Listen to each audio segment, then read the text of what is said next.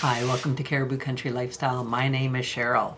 Today I'm just going to show you what I've been doing. I actually went on a greenhouse tour this morning with our local gardening club members, and we went out to Horsefly, which is about a 45-minute drive from where we are.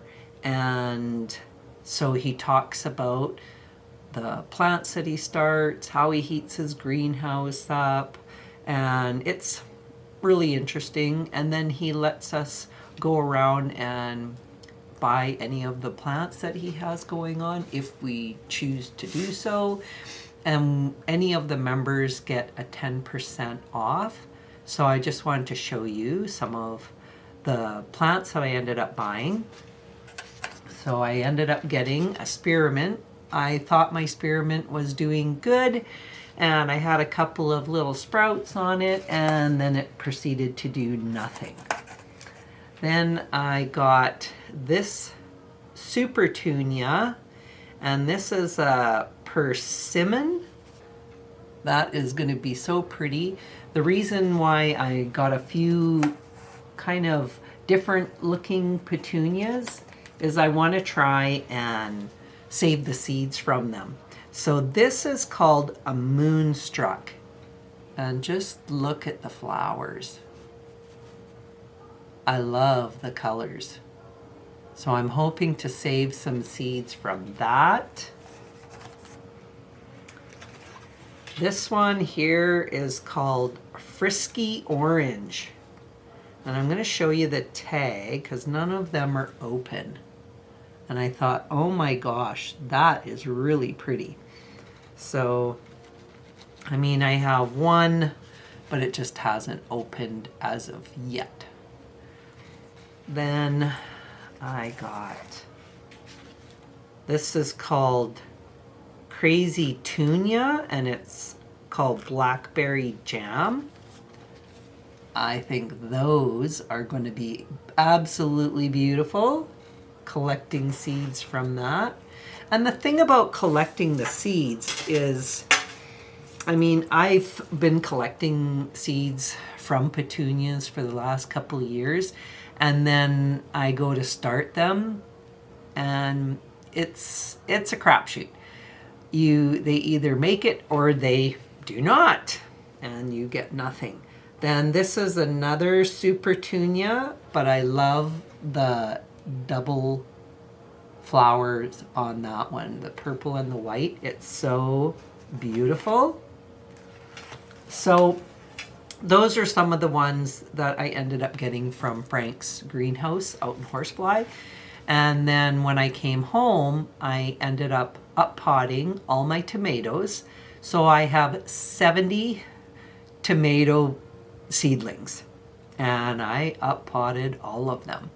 I will be keeping 28 for myself, so I still have to get rid of 40-ish tomato plants, but there's also a chance that I may end up, if a tomato plant doesn't do good after I've put it out in the garden, then I have some backup as well, so anything could happen. But out of my 70 tomatoes, I got 5 of the Manitoba, 6 of the Brandywine Red, 5 San Marzano, 4 of the Sun Gold Cherry Tomato, 5 New Girl, 3 Aunt Ruby's German Green, so it doesn't really give me a lot to fall back on with only 3 plants, 3 of the Amish Paste, 2 of the Rainbow Blend, 7 of the Mystery Roma, 4 of the Oxheart, 7 of the Celebrity, 7 of the Cream Sausage, 6 of the Old German, and 6 of the Valencia. So we'll see what happens, but let's go take a look and I'll show you where I've put all my tomato plants, and then I'm going to be setting up a fan. Once I pot my tomato plants, then I bring out my fan. It's just an oscillating fan that goes from side to side, and I'll have them blowing on my plants. They like that airflow. I also up-potted some of my Brassicas, and the ones I up-potted, I also up-potted my lupin flowers. But out of the Brassicas, I up-potted my cheddar cauliflower, the early snowball cauliflower, the fennel, the China gold cabbage, the red dynasty cabbage, and that was it for those Brassicas. So let's go take a look. Okay, here are some of my tomatoes. I put them in these solo cups, and I also fertilized all the tomatoes. I just added a little bit of that water-soluble fertilizer for seedlings, and I just poured it into the bottom of the tray so it could soak it up. There's some more of the tomatoes. These are the New Girl. I also started some of my squash seeds. So here we have in the back, this is the spaghetti squash, and then here we have the butternut squash. So I did 4 spaghetti squash, 4 of the butternut squash, and I used those peat pellets for that. Here on this side we have the bonbon. In the middle, this is pumpkin, and then in the back corner, that's the Minnesota midget cantaloupe, and I have those on a heat mat because they like the heat, and that will help encourage those seeds to sprout. Now if we come all the way down here, so here is where I have my Brassicas that I up-potted along with my fennel, and in the very back is the lupins. Then we have tomatoes, and more tomatoes. And then once these get too tall to be under these lights, then I'm going to bring them over to this tray, over on this rack, because things like this lobelia, that can go under the lights over on that side. This way it gives more headspace for the plants to get bigger. There are my dahlias, and in the back are the geraniums. I just fertilized my peppers again today, so it has been over a week since I fertilized those. And then those are my other peppers down there. Fertilized those again today. Then up here are my sweet potatoes, just cranking out those sprouts. I took another 3 sprouts and I put them upstairs in my jar of water, which I'm going to show you what that looks like. So here I just have my sweet potato sprouts, and they're just in this jar, and this one here is just growing all the way up along my windowsill. But these ones here I just put in the jar just today, and then I have another one. And then if you look, I don't know if you can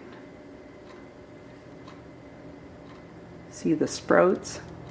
The water's pretty dirty because I pull them right out of when they're in the mud. So my next plan for up-potting plants, I have a bunch of petunias. As for the seeds that I started, some of the seeds that we collected, like I have the tidal wave, the silver tidal wave, those were ones I got from my sister. I have quite a few of those to up-pot. I got some easy wave red seeds from my sister, and those sprouted as well. I had the purple with the white spots. I didn't get very many of those. As far as the Indian summer petunias, I didn't get any of those.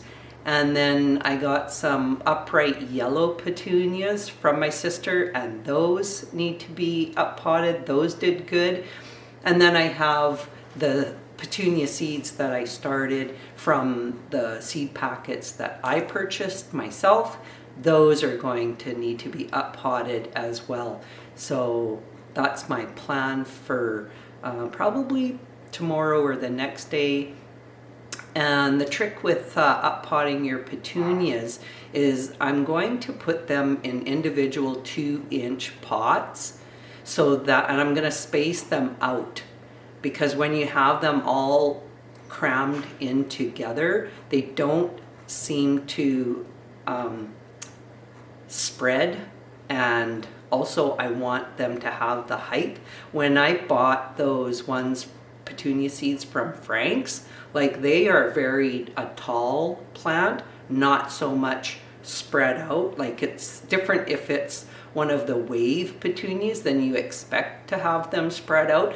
But to help keep them more compact and bushy, at least to start, you just want to pinch the tips off on your petunias. And I will talk more about that when I go into up-potting my petunias. So thanks for joining me, and we'll talk again soon. Bye for now.